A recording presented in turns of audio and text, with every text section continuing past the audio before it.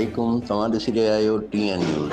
TN news ते ख़बरनि जो सिलसिलो जारी आहे। ब्रेकिंग न्यूज़ तव्हांखे ॾेई रहिया आहियूं। दाबीचीअ मां क़ौमी शाहराह ते तेज़ रफ़्तार ट्रालर ऐं हाई रूफ एम्बुलेंस में टक्कर, 2 ॼणा ज़ख़्मी।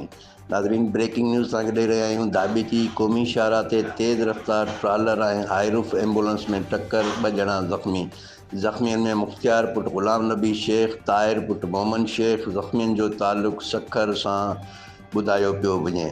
ज़ख़्मियुनि खे दाबेची पुलिस जी मोबाइल ज़रिए रूरल हेल्थ सेंटर घारो इस्पताल मुंतक़िल कयो वियो आहे, जंहिंखां पोइ कराची इस्पताल मुंतक़िल कयो वियो। हादिसो तेज़ रफ़्तारीअ सबबु पेश आयो आहे। पुलिस ब्रेकिंग न्यूज़ तव्हांखे ॾेई रहिया आहियूं। दाबेची क़ौमी शाहराह ते तेज़ रफ़्तार ट्रालर ऐं हाई रूफ एम्बुलेंस में टक्कर, 2 ॼणा ज़ख़्मी। ज़ख़्मियुनि में मुख़्तियार पुट ग़ुलाम नबी शेख, ताहिर पुट मोहम्मद शेख। ज़ख़्मियुनि जो तालुक़ सखर सां ॿुधायो पियो वञे। ज़ख़्मियुनि खे दाबेची इस्पताल में मोबाइल ज़रिए रूरल हेल्थ सेंटर घारो इस्पताल मुंतक़िल कयो वियो, जंहिंखां पोइ कराची इस्पताल रवानो कयो वियो। हादिसो तेज़ रफ़्तारीअ सबबु पेश आयो। कैमरा टीम सां गॾु शाहिद समूह, TN न्यूज़।